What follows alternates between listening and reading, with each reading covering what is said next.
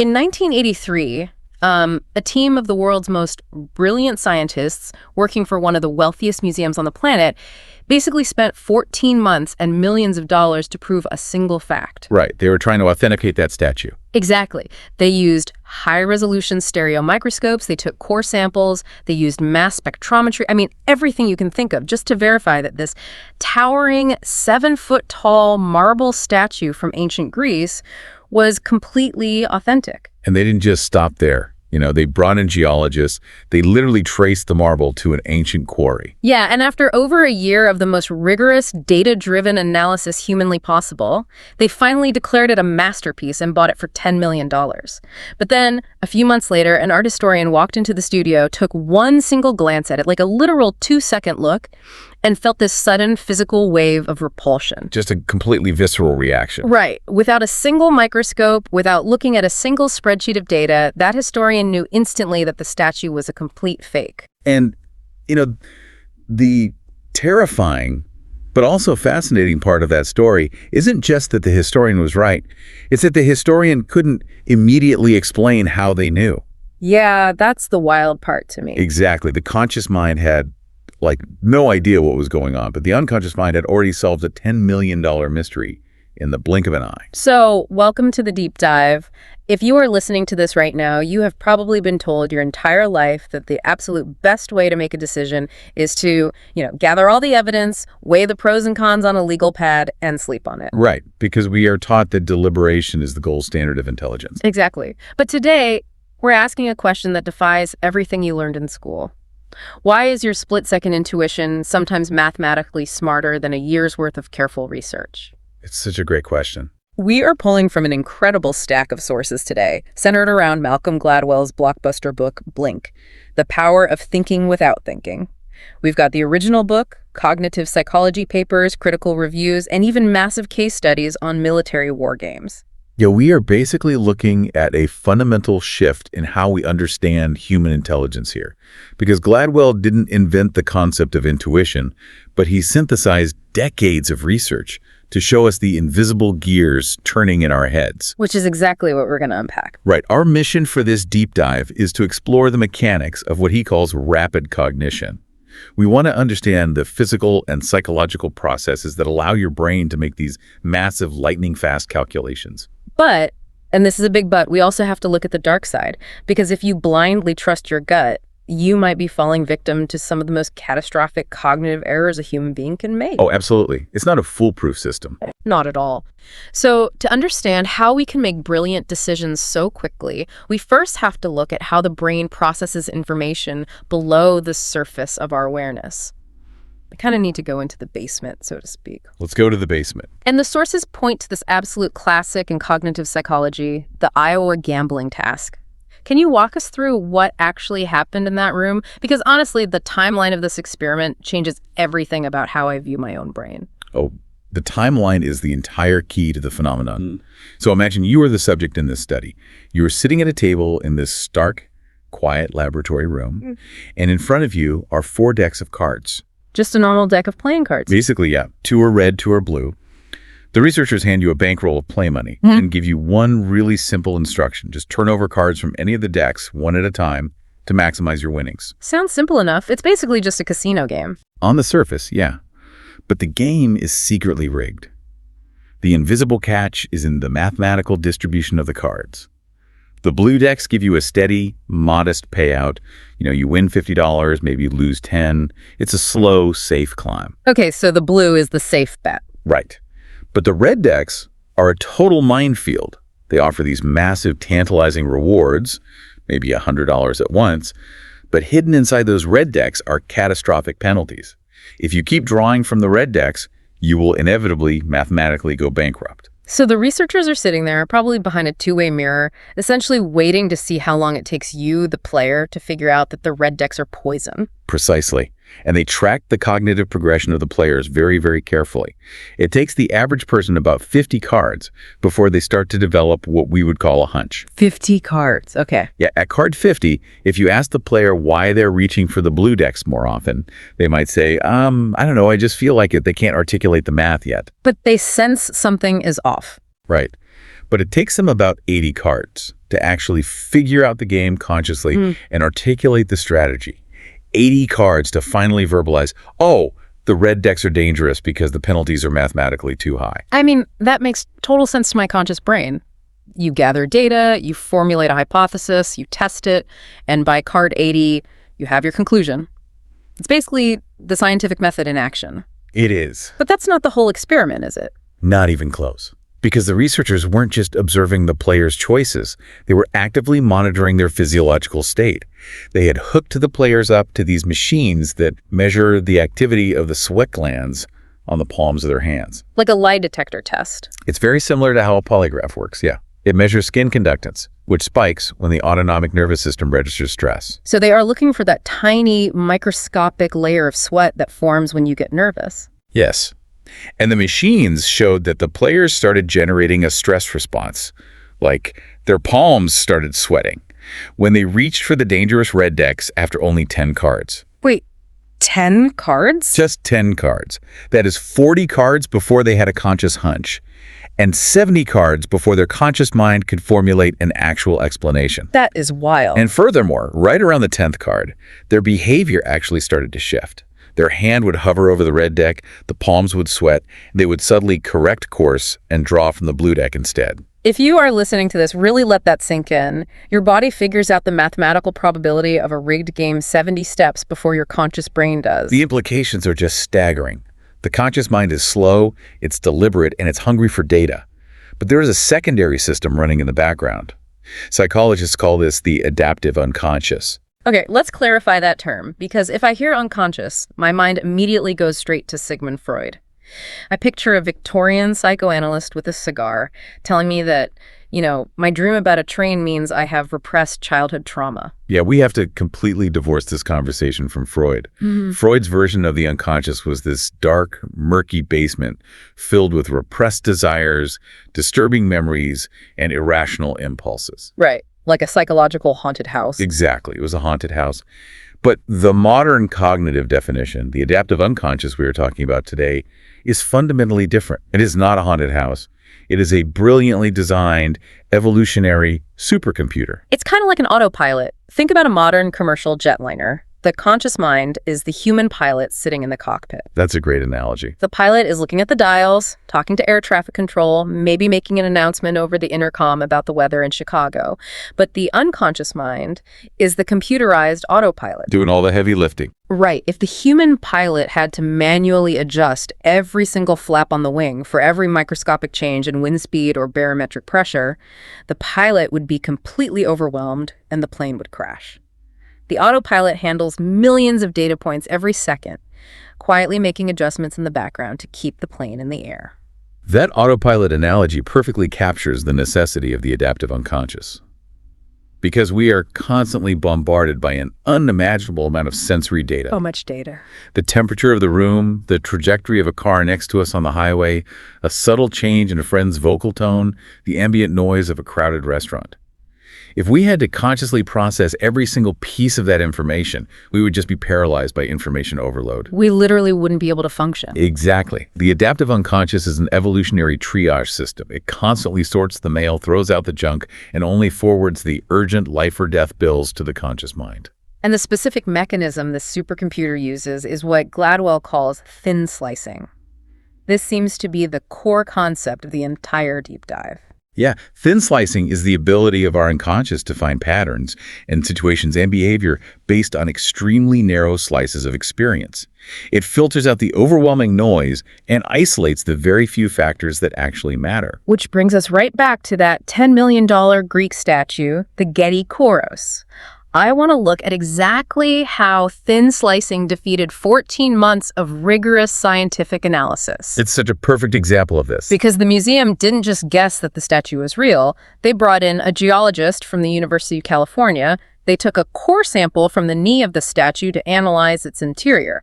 They used electron microprobes. You spared absolutely no expense. Right. They used mass spectrometry, which literally measures the mass-to-charge ratio of ions to identify the exact chemical composition of the stone. They applied the ultimate conscious strategy. They believed that absolute certainty could be achieved by just piling up enough objective data. They traced the specific dolomite marble back to the ancient Cape Fathy quarry on the island of Thasos. That sounds so thorough. Oh, it was. They even found a thin layer of calcite on the surface of the stone, which the geologists concluded could only have been formed by hundreds or thousands of years of aging underground. See, to me, that sounds bulletproof. If a mass spectrometer tells me a rock is 2,000 years old, I'm going to believe the mass spectrometer over some guy's intuition. You would definitely think so. But the unconscious mind of an expert is often reading data that a machine isn't programmed to look for. When the Getty started showing this statue to the world's leading art historians, the scientific consensus shattered immediately. It just fell apart. Completely. Yeah. Evelyn Harrison, one of the world's foremost experts on Greek sculpture, walked in. The curator pulled off the cloth. Harrison didn't get out a magnifying glass. She just looked at it for a moment and said, "I'm sorry to hear that you're buying this." She just knew. Just like that. Thomas Hoving, the former director of the Metropolitan Museum of Art, had a similar reaction. When he walked into the conservation studio and saw the Koros, the very first word that flashed into his mind was fresh. Fresh. That is the absolute last word you want your brain to generate when looking at a supposedly ancient antiquity. Right. Having later remarked that it looked like it had been dipped in a Starbucks latte. Wow, and these visceral reactions just kept happening at a special symposium in Athens. George Stespinis, head of the Acropolis Museum, took one look, turned pale, and said that anyone who has ever seen a sculpture coming out of the ground could tell that this thing had never been in the ground. And Angelos Delavorius, director of the Badaki Museum, described a physical wave of intuitive repulsion. Notice the language they use there. A physical wave, turning pale. It perfectly mirrors the sweaty palms of the card players. Yes. Their bodies were reacting to a massive discrepancy before their conscious minds could articulate the problem. And the punchline, for anyone who hasn't read the book, is that the museum's 14 months of science was completely wrong. All of it. The letters tracing the statue's history to a Swiss physician in the 1930s were exposed as fakes. They literally contained postal zip codes that didn't even exist when the letters were supposedly written. That's a pretty big oversight. And that scientific analysis about the calcite layer, it turns out another independent geologist proved that a modern forger can age dolomite marble using a specific type of potato mold in a matter of just a few months. Potato mold? Yeah, it replicates the thousands of years of aging perfectly to a mass spectrometer. The statue was likely carved in a forger's workshop in Rome in the 1980s. The Getty scientists suffered from a severe case of analysis paralysis. They were so blinded by the mountain of microdata, the chemical composition, the core samples, that they lost the ability to see the object itself. They were looking at the trees and completely missed the forest. Exactly. The art historians, on the other hand, used what the sources refer to as a frugality of information. They thin-sliced it.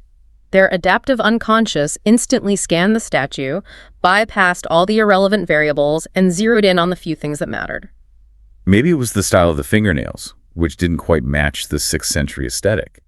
Or maybe it was the subtle proportion of the feet. Or maybe it was just the sheer freshness of the stone. Right. Their internal computer performed an instantaneous calculation, matched the visual data against a lifetime of studying real antiquities, and sent an alarm to the conscious mind in the form of a physical feeling repulsion. Okay, I can wrap my head around thin slicing a piece of marble. Marble is static. It doesn't talk back. It doesn't have mood swings. It doesn't change its behavior depending on who is in the room. That's true. But what happens when we try to apply this biological supercomputer to human beings? Humans are infinitely more complex, chaotic, and deceptive than statues. Does the autopilot crash when it tries to thin slice a human relationship? To answer that, we have to look at a laboratory in Washington State that essentially tries to decode the DNA of love. You are referring to Dr. John Gottman and his renowned Love Lab at the University of Washington. This is where the concept of thin slicing moves from art history into the incredibly messy world of human psychology. Yeah, Gottman is a psychologist who studies marital stability, and his methodology is just astonishing. He brings married couples into this lab, which is set up to look like a normal apartment, but it's wired with cameras and sensors. He hooks them up to equipment measuring their heart rate, their skin conductivity, their physical jitteriness. Every little physiological response. And then he just asks them to sit down and talk for 15 minutes about a point of ongoing friction in their marriage. It could be about how to train the family dog, or how to manage the budget, or who does the dishes. And based on the video analysis of just that 15-minute conversation, Gottman can predict with over 90% accuracy whether that specific couple will still be married 15 years later. Wait, it gets crazier. The sources show that if he analyzes them for just 3 minutes, his accuracy is still remarkably high. Now, if you are listening to this and you have ever been in a long-term relationship, you are probably throwing your hands up right now. A marriage is decades of shared history. It's inside jokes, dealing with difficult in-laws, surviving financial stresses, raising kids, tragedies, and triumphs.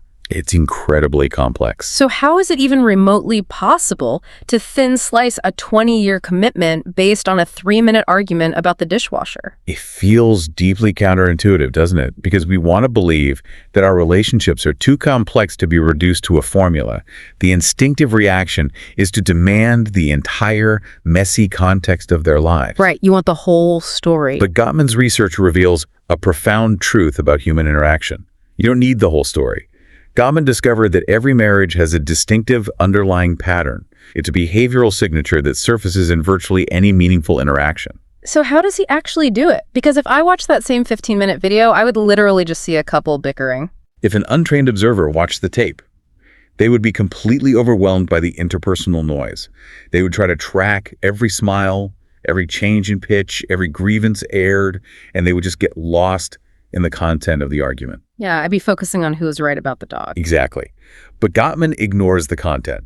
He doesn't care what they are arguing about. He cares how they are arguing. He uses an incredibly rigorous system called SBAFF, or the Specific Effect Coding System. Right. He ruthlessly filters the interaction down to what he calls the 4 horsemen of marital conflict. Defensiveness, stonewalling, criticism, and contempt. But within those 4, there is one slice of data that is thinner and vastly more potent than all the others, and that is the emotion of contempt. Yes, and we really need to differentiate contempt from anger here. Right. Because my assumption, and probably most people's assumption, is that couples who yell and scream at each other are the ones heading for divorce. That is such a common misconception. Anger is actually not a reliable predictor of divorce. Really? Yeah, you can be furiously angry at your partner. You can have loud, passionate arguments without destroying the fundamental foundation of the marriage. Anger is an emotion directed at a specific action. Okay, that makes sense. Criticism is broader. It's saying, you never listen, you're always so selfish. Criticism leads to defensiveness, which is toxic, but it's still an interaction between equals. Contempt is fundamentally different. What does contempt look like on the microscopic level? Contempt is a hierarchical emotion. Evolutionarily, it is deeply rooted in the biological mechanism of disgust. When you show contempt for your partner, you are speaking to them from a superior, elevated plane. So it is the act of looking down on them. Exactly. It's an eye roll. It's a sneer. It's correcting their grammar while they are expressing sadness. It is a communication that says, I am on a higher level than you, and you are beneath me, and perhaps you are fundamentally worthless. Oh, that is brutal. Yeah. The sources mention that contempt is basically the act of completely rejecting someone from the community. It is so deeply toxic to the human nervous system that Gottman found the mere presence of contempt in a marriage can actually predict the physical health of the partners. Wait, really? Their physical health? Yes. He could track how many colds or infections a husband or wife would get based on how much contempt they endured. That is insane. Being on the receiving end of contempt from someone you love triggers a massive chronic release of stress hormones like cortisol, which physically degrades the immune system. So by zooming in on this one specific razor-thin slice of emotion, just the micro-expression of an eye roll or the subtle sneer of a lip Gottman completely bypasses the need to know about the in-laws or the bank accounts. He doesn't need any of that. If contempt is present in the marital DNA, the relationship is mathematically doomed. Gottman is essentially using video cameras and coding spreadsheets to do exactly what our adaptive unconscious does naturally every day. We are all constantly thin-slicing the people around us. Consider the dorm room study mentioned in the materials. This beautifully illustrates how everyday rapid cognition works when we aren't bogged down by conscious bias. Oh, I love this study. Researchers had a group of strangers walk into a college student's dorm room. The strangers had never met the student. They didn't know their major. They hadn't seen their face. Total blank slate. The strangers just looked around the empty room for 15 minutes. They looked at the posters on the wall, the organization of the desk, the types of books on the shelf, whether the laundry was folded or thrown on the floor. Right. And these complete strangers were able to predict the student's core personality traits. Things like conscientiousness, emotional stability, and openness to new experiences more accurately than the student's own close friends. The mechanics behind why that works are just fascinating. Why would a friend who has hundreds of hours of data on the student be less accurate than a stranger who just looked at a desk? It seems backward. Because the friend is drowning in interpersonal noise. The friend is distracted by what the student says about themselves or how the student acts at a party versus how they act when studying. The friend's conscious mind is trying to synthesize way too much contradictory data. But the stranger isn't distracted by any of that. Exactly. The stranger is purely observing what psychologists call behavioral residue. The physical environment is a direct manifestation of the unconscious habits of the mind. The stranger's adaptive unconscious filters out the need for social interaction and simply reads the patterns left behind in the room. They thin slice the environment. Okay, so we've established that the adaptive unconscious is an absolute powerhouse. It spots $10 million fakes, it predicts divorce, it reads personalities from dirty laundry. It does it all. If this supercomputer is so brilliant, why do we constantly second-guess it? Why are we so obsessed with the legal pad, the spreadsheets, and the conscious analysis? That is the million-dollar question.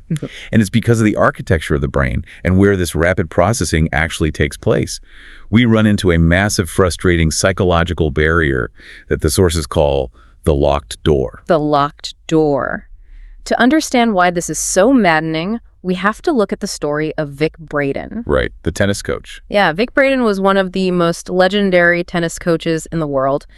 He understood the mechanics of the game better than almost anyone alive, and he developed this uncanny, almost supernatural ability. That was like a superpower. He could sit in the stands at a professional tennis match or even just watch it on a television screen, and right before a professional player was about to serve the ball, Braden would suddenly say, "Double fault." He was predicting a failure before the racket even made contact with the ball. A professional tennis serve is an incredibly fast, dynamic explosion of kinetic energy. It takes a fraction of a second. And Braden wasn't just taking lucky guesses. The sources note that in one specific tournament, he called 16 out of 17 double faults correctly. He was batting near 1,000. He could just see the failure coming. But here's the catch. This is the part that drove him absolutely insane. Braden had absolutely no idea how he knew. He possessed the knowledge, but he could not access the mechanism. He stayed up nights agonizing over it. He took videotapes of the players and analyzed them frame by frame. He tried to isolate what tiny micro-movement in the player's toss, or the angle of their stance, or the bend of their knees triggered his prediction. He was trying to reverse engineer his own brain. But he couldn't crack it. He knew it was going to be a double fault, but he could not explain why to save his life. This is the absolute essence of the locked door. Somatic communication. Those bodily signals, the sudden urge to call out a double fault, the sweaty palms and advanced pattern recognition happen entirely outside of conscious introspection. It's all behind the scenes. The adaptive unconscious is doing incredibly complex physics and mathematics, measuring velocity, angle, and muscle tension in milliseconds. But it refuses to show its work. It just slides the final answer under the door. And as a modern rational society, we despise that. We demand explanations. We don't just want the final answer. We want the formula. We want to be able to justify our decisions in a boardroom or a courtroom. Right, because my gut said so doesn't hold up in court. Exactly. Yeah. But the cognitive research shows that trying to force an explanation out of the unconscious mind isn't just frustrating. It can actually be deeply destructive to the skill itself. This leads to a psychological phenomenon called verbal overshadowing. And when I was reading this, the perfect analogy hit me. Think about riding a bicycle. Okay. If you know how to ride a bike, you don't think about it. You just get on and pedal. Your body intuitively understands gyroscopic balance, kinesthetic awareness, and how to lean into the turns. Yeah, it's muscle memory. But imagine trying to explain the exact mechanics of riding bicycle to someone using only words. You'd have to say, okay, shift your center of gravity 14 degrees to the left while simultaneously applying exactly 3.2 pounds of pressure to the right pedal and counter-steering the handlebars by a fraction of a millimeter. I'm confused just listening to that. Exactly. The act of trying to translate that physical intuition into language actually makes you overthink it. If you try to ride the bike while consciously narrating those mechanics out loud, you will almost certainly crash. Another powerful example of this is facial recognition. If your mother walks into a crowded room, you spot her instantly. It takes your brain a fraction of a second to process the geometry of her face and recognize her. Instantaneous. But if I asked you to describe your mother's face to a police sketch artist, using only words, describing the exact millimeter distance between her pupils, the specific geometric angle of her jawline, the exact shade of her skin, you would struggle immensely. You'd find it almost impossible to put her face into words. And the crazy part of the research is that the act of describing the face verbally actually makes you worse at recognizing it later. That is the literal definition of verbal overshadowing. The conscious mind and the unconscious mind occupy two entirely different territories in the brain, often utilizing different hemispheres. Right, the left and right brain. The left hemisphere generally handles linear logic and language. The right hemisphere is more involved in spatial awareness, holistic images, and pattern recognition. They speak completely different languages. So they don't communicate well. When you force a person to talk through a visual brain teaser or verbalize a face, you are forcing a right brain process through a left brain filter. The language center literally overwrites and corrupts the visual memory. When one part of the mind intrudes on the other's territory, the entire system breaks down. So when Bick Braden couldn't explain how he knew a double fault was coming, he wasn't failing as a coach. He was just respecting the locked door. He had to. The knowledge was trapped in a nonverbal part of his brain, and trying to drag it into the conscious verbal realm was impossible. The danger arises when we, as a society, refuse to respect the locked door. We constantly demand that people explain their snap judgments. And because human beings are natural storytellers, if we cannot access the real unconscious reason for a decision, our conscious mind will simply invent a plausible-sounding story to fill the gap. We invent a rationalization after the fact. We tell ourselves, I chose to hire this applicant because of her stellar resume and her degree, when in reality, our adaptive unconscious just liked her firm handshake and the tone of her voice. Precisely. We fabricate a logical narrative to make ourselves feel rational, which means we can almost never fully trust the explanations people give for their instincts. Okay, so far we've painted a pretty rosy picture of the adaptive unconscious. It's a supercomputer, it spots fakes, predicts relationship outcomes, and reads complex tennis serves. It's impressive. But if we stop here, we are missing a massive critical piece of the puzzle. What happens when the supercomputer is fed corrupted data? What happens when the internal algorithm is fundamentally biased? This is where we must examine the dark side of rapid cognition. The adaptive unconscious is incredibly powerful, but it is highly fallible, and when it makes a mistake, the consequences can be disastrous. Let's look at the Warren Harding error. For anyone who isn't a deep American history buff, Warren G. Harding was the 29th President of the United States, elected in 1920. And by the consensus of almost all historical scholars, he was one of the worst presidents in American history. He is widely considered incredibly incompetent, and his administration was riddled with massive corruption scandals. He had a completely undistinguished political career before running. He was an unremarkable senator from Ohio. He wasn't exceptionally intelligent either. No, he was famous for giving incredibly vague, meandering, multisyllabic speeches that sounded important but meant absolutely nothing. He spent a vast majority of his time drinking, playing golf, and playing poker with his cronies. Sound like a great guy, but maybe not a great president. Right. So, the historical mystery is, how on earth did a man with absolutely no qualifications get elected to the highest office in the land by a landslide? He got elected because of how he looked. He looked exactly like what central casting would send to the set if a movie director asked for a president. He was tall. He had a booming, deep, resonant baritone voice. He had striking silver hair, a strong jawline, and a handsome, incredibly distinguished face. He just radiated this aura of masculine leadership and respectability. And this is the fatal flaw in thin slicing. Harding's physical appearance triggered an automatic, overwhelming, positive snap judgment in the voters and the political bosses of the era. Their adaptive unconscious scanned his height, his jawline, and his voice, and instantly calculated an outpull-strong, capable leader. But the calculation was based on completely irrelevant data. It was disastrously wrong. They unconsciously conflated superficial physical attributes with intelligence, leadership capability, and moral character. In cognitive psychology, this is known as the halo effect. The halo effect. It is an evolutionary heuristic where one positive trait like looking handsome and physically imposing bleeds over and causes the brain to automatically assume the presence of other positive traits that had zero logical connection. The voters thin-sliced Harding, but they sliced the wrong data. They sliced his appearance instead of his voting record. The Warren-Harding error is what happens when our rapid cognition gets hijacked by superficial traits.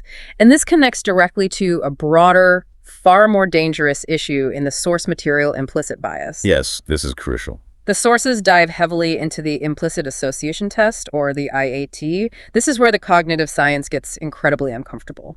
The IAT is a sobering psychological tool developed by researchers at Harvard, the University of Washington, and the University of Virginia. It is designed to measure the strength of a person's subconscious associations, operating completely below the level of conscious control. And it does this by measuring reaction times, right? Exactly. It measures reaction times in milliseconds. For example, it measures how quickly and automatically a participant associates the concept of male with words related to career versus how quickly they associate female with words related to family. And the text looks at race as well, measuring how quickly people associate certain racial faces with positive concepts like joy or peace versus negative concepts like evil or failure. And what the IAT reveals is a terrifying disconnect between our conscious beliefs and our unconscious programming. You can take the test as someone who consciously believes in absolute equality, someone who actively abhors prejudice and fights for civil rights. Yet the test will often reveal that you have strong, unconscious biases operating behind the locked door. The mechanism behind this is crucial to understand. The adaptive unconscious does not generate its algorithms in a vacuum. It absorbs the culture around us. It is basically a sponge. It constantly processes historical stereotypes, media representations, news headlines, and the cultural baggage of the society we live in. It wires those associations deep into our split-second decision-making apparatus without our permission. And in everyday life, maybe that just means you subconsciously assume the male nurse is a doctor. But in high-stakes, stressful situations when things are moving too fast, there's no time for the conscious, rational mind to step in and override the autopilot. The implicit bias just takes the wheel entirely. And the consequences are fatal. The sources explicitly examine the tragic 1999 shooting of Amadou Diallo in New York City. Diallo was a 22-year-old unarmed African immigrant. He was simply standing on the stoop of his own apartment building late at night. Just minding his own business. 4 plainclothes police officers, operating under high stress in a dark environment, approached him. Diallo reached into his pocket. He was reaching for his wallet to pull out his identification. Which is a completely normal reaction. But the officers made a catastrophic snap judgment. They saw a black man reaching into his pocket in a dark vestibule, and their adaptive unconscious, heavily infected by implicit racial bias and the intense stress of the environment, thin-sliced the situation as a deadly threat. They fired 41 shots, striking him 19 times. It is a horrifying example of what happens when rapid cognition fails completely. Under extreme stress, the human body dumps massive amounts of adrenaline and cortisol into the bloodstream. This physiological response can literally shut down the prefrontal cortex, the logical, reasoning part of the brain. Psychologists refer to this state as mind blindness. The officers lost the ability to read the subtle nuances of the situation accurately. Their internal computer was fed corrupted data, racial stereotypes, adrenaline, darkness, and fear, and it produced a fatal error. The prejudiced snap judgment completely overrode objective reality. And we see these cognitive failures happen in pristine, highly educated professional settings too. The sources mention the incredible story of Abby Conant. She was a world-class trombone player. She auditioned for the Munich Philharmonic, which was directed by the legendary Sergiu Celibidache. At the time, they were using blind auditions. A screen was put up so the committee couldn't see the musicians, only hear them. The goal of the screen is to force the adaptive unconscious to thin slice only the relevant data, which is the sound of the music. Exactly. So Conant plays behind the screen, and the selection committee is blown away. They instantly decide, this is our new first trombone. They loved her powerful, majestic sound. But when she stepped out from behind the screen, Celibidache was physically shocked to see a woman. His rapid cognition was instantly clouded by deeply ingrained gender bias. His conscious mind could not reconcile the massive sound he just heard with his unconscious stereotype of what a female musician looks like. He immediately backpedaled. He essentially said, "We need a man for the solo trombone." He spent the next 13 years actively marginalizing her. He demoted her to second trombone, paid her less, forced her to undergo medical testing to prove she had the lung capacity, and treated her terribly, purely because his unconscious bias could not accept reality. This shows that even a master expert in a highly specific field classical music is not immune to prejudiced thin slicing. His biased eyes completely overruled his expert ears. It demonstrates that the adaptive unconscious is not a magical truth teller. It is simply a biological machine. And a machine is only as reliable as the data it processes. If it is fed a lifetime of systemic racism, sexism, or a cultural preference for tall, handsome men with deep voices, that is exactly what it will output in a split second. Okay, so we've seen how individual human brains grapple with rapid cognition, the genius of the art historians, and the fatal flaws of implicit bias. But what happens when we scale this up?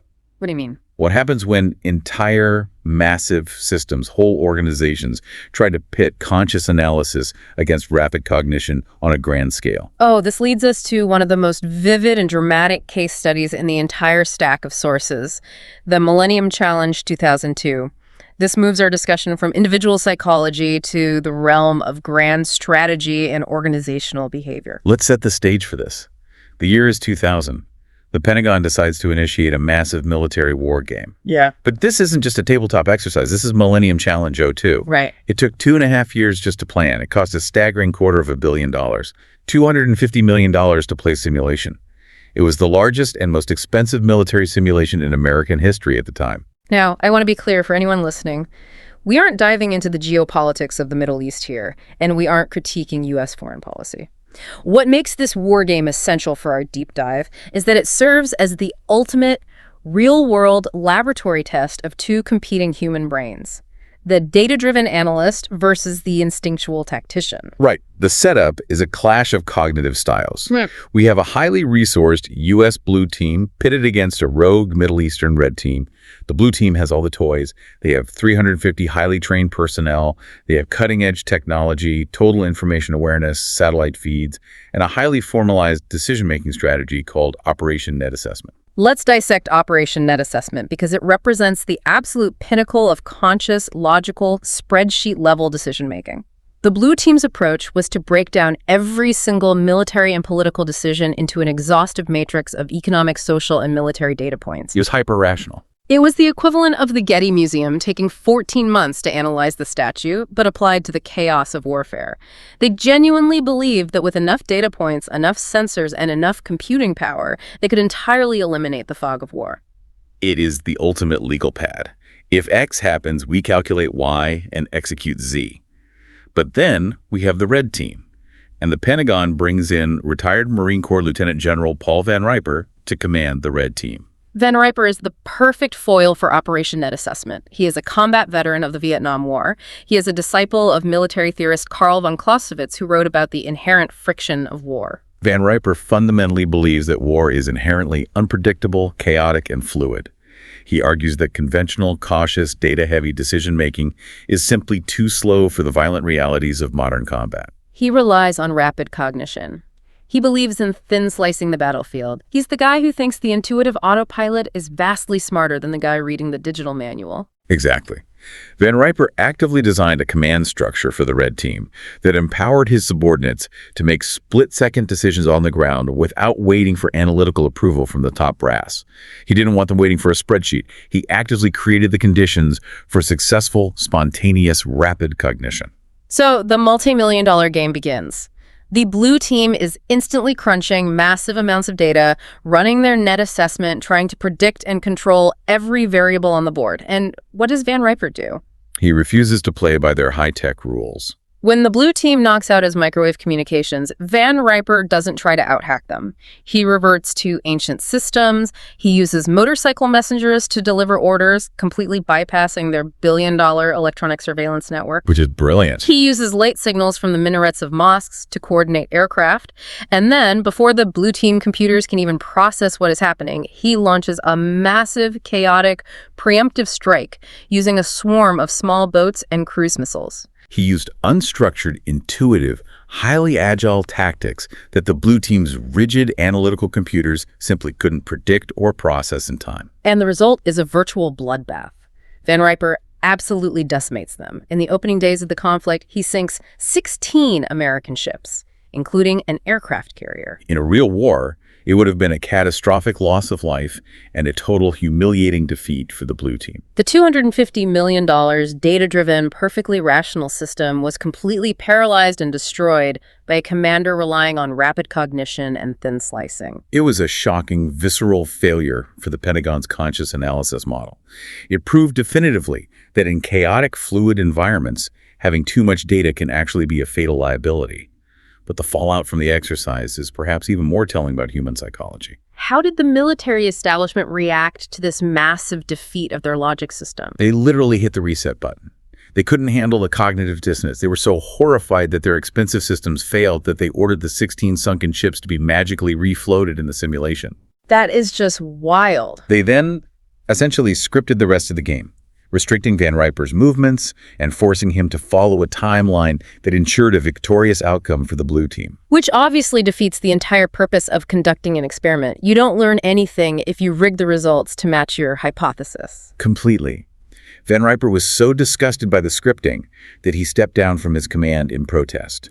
He sent a scathing email to his colleagues, warning them that the Pentagon was validating a deeply flawed concept. He argued that they were repeating the exact same dangerous systems engineering failures seen in the 1960s under Secretary of Defense Robert McNamara. That is a vital historical connection. Van Riper pointed out that during the Vietnam War, the computers in Saigon were telling the commanders that they were winning based on quantitative data, bomb tonnages, and body counts. The spreadsheet said victory was imminent. But the soldiers on the ground, using their intuition, rapid cognition, and direct physical experience, knew they were losing. The blue team, in the Millennium Challenge, mistook their computer metrics for ground truth, and Van Riper exploited that massive gap. It's an incredible validation of the power of thin slicing over analysis paralysis. But as fascinating as all of this is, we have to pause. We have to visit the critics' corner. Because Malcolm Gladwell's storytelling is mesmerizing. He makes complex psychology incredibly accessible and fun. He really does. But is he actually right? Are we celebrating slipshod science here? Is it really true that, as one critic put it, the more you think, the less you know? It is absolutely essential to look at the pushback, because the scientific community certainly didn't accept the premise of Blink without a fight.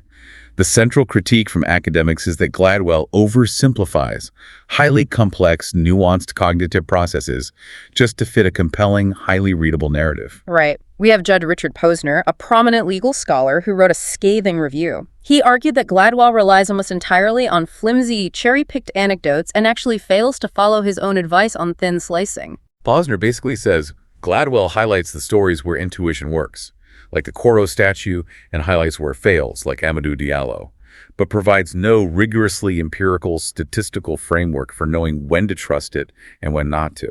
Then you have Michael Legault, who was so incensed by the cultural impact of Blink that he wrote an entire counterbook called Think. Legault criticizes Gladwell for exploiting what he calls New Age beliefs about the magical power of intuition. He argues vehemently that promoting Blink-like snap judgments is dangerously anti-intellectual. In an increasingly complex technological world, Legault argues that there is absolutely no substitute for rigorous, slow, critical thinking. And then perhaps the heaviest hitter in the critics' corner is Daniel Kahneman. Kahneman is a Nobel laureate, one of the most important psychologists of the last century, and the author of Thinking, Fast and Slow. Kahneman literally mapped the architecture of the brain that we were talking about. He defined System 1, which is fast, automatic, and intuitive, and System 2, which is slow, analytical, and logical. And Kahneman's critique of Gladwell is profound. He argues that Blink makes people believe that intuition is a kind of magic. It's a very comforting belief that we all have this magical truth teller living inside us that can solve complex problems without effort. But Kahneman argues that this is fundamentally false. Intuition isn't magic, it's simply recognition. It is the brain recognizing a pattern it has seen before.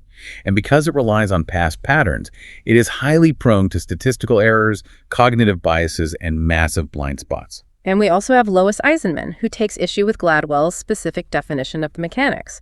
Gladwell argues that the unconscious thin slices by looking for simple underlying signatures, like Gottman just looking at contempt, ignoring everything else. But Eisenman argues that the unconscious doesn't just strip away data to find a simple signature. She argues that the right brain actually integrates massive, holistic amounts of complex information simultaneously through parallel processing. So it's not simplifying the picture, it's processing the entire complex picture in a way that the linear conscious mind simply can't track. So the consensus from the critics is basically a warning. Do not throw away the legal pad just yet. Intuition is a highly specialized tool, not a crystal ball. It is brilliant in domains where we have deep expertise, like the art historians, but it is dangerous in domains where our data is corrupted by bias. And that brings us to the ultimate, most important takeaway from all these sources. How do we reconcile the genius of the Getty Koros experts with the tragedy of the Amadou Diallo shooting? How do we live with a brain that is simultaneously brilliant and dangerously flawed? Let's recap the journey we've been on. We started by discovering that our adaptive unconscious is this incredibly powerful onboard computer. It is capable of astonishing feats of rapid cognition. It figures out a rigged card game in 10 draws. It spots a fake $10 million statue in 2 seconds. It predicts the end of a marriage from a 3-minute conversation. It defeats a $250 million Pentagon war game using spontaneous intuition. But we also learned the severe limitations. We learned that this computer operates entirely behind a locked door. We cannot consciously explain its workings, and if we try, we suffer from verbal overshadowing, corrupting our own visual memories. And crucially, we saw that this supercomputer is highly susceptible to viruses. It is vulnerable to catastrophic, fatal biases like the Warren Harding error and implicit racial prejudice. If it is fed bad data by society, it will output prejudiced, sometimes fatal snap judgments. So the ultimate question is, what do we do? If we are biologically hardwired to make snap judgments, if we literally cannot stop ourselves from thin slicing the world around us, are we just forever at the mercy of our unconscious biases? The sources provide a final, highly empowering insight. We can educate our unconscious. Educating the unconscious. That sounds like a paradox. How do you educate something that lives behind a locked door? You can't just talk to it. You can't reach in and turn the cognitive dials directly, but you have absolute control over what data goes into the room. The implicit associations we make are not permanently hardwired at birth, they are learned from our environment. And the basic rule of neuroplasticity Hebbian learning, which dictates that neurons that fire together, wire together, means that these associations can be unlearned, or at least actively countered. So if I want to stop my brain from automatically associating male with leader, I have to change my data diet. Precisely. If we actively and deliberately immerse ourselves in new experiences, if we intentionally expose ourselves to people, cultures, and media that challenge our existing stereotypes, we feed new, healthier data into the supercomputer. The sources give a great concrete example of this. If you take the implicit association test and find you have a strong unconscious racial bias, you can actively alter that baseline by immersing yourself in the life, writings, and speeches of someone like Dr. Martin Luther King Jr., or by regularly engaging with diverse communities. You are essentially retraining the algorithm by forcing it to process positive counter-stereotypical data. You alter the automatic associations through repeated exposure. Furthermore, you can proactively structure your environment to protect against bias when you know your rapid cognition might fail. You manage the conditions under which snap judgments occur. That's exactly what the Munich Philharmonic eventually did. By instituting blind auditions, they put up a physical screen to block the biased visual data, forcing the director's adaptive unconscious to thin slice only the auditory data. We don't have to be slaves to our first impressions. We can train the autopilot. Knowledge is most valuable when it is understood and applied.